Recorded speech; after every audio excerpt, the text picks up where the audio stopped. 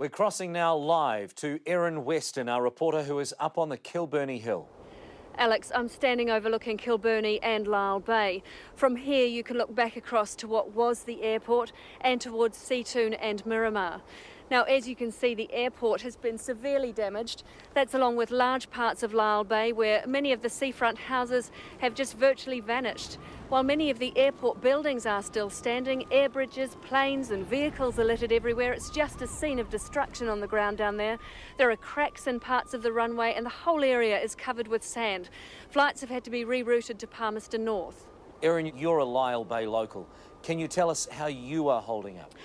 Alex, it's really quite something to be experiencing an earthquake in your own hometown and then covering it like this. Also, I haven't been able to get close enough to my house to see quite what the level of devastation is, although I know a number of the houses in the street that I live in have been just devastated. The water went right through there, and despite all the water, there's a number of fires, there are structures that are unsafe, there are people staggering around in shock. I'm just going to have to go down as soon as I'm allowed into the area to see what the devastation has done to where I live, but my family is safe, and that's really all that I'm worried about at this stage.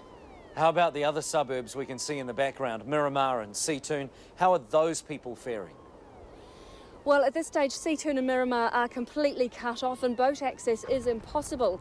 And all the boats at marinas like at Evans Bay have either been ripped from their moorings and have disappeared, or they've been destroyed by the tsunami.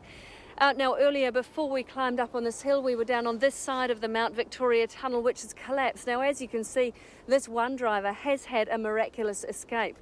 The tunnel is apparently also blocked in at the other end, but we just don't know what the situation is in the middle or how many people are trapped inside. Look, this just couldn't have happened at a worse time. It was rush hour when the earthquake struck, so inevitably there were a number of people inside the tunnel, but whether they're alive or dead at this stage, we just have no idea.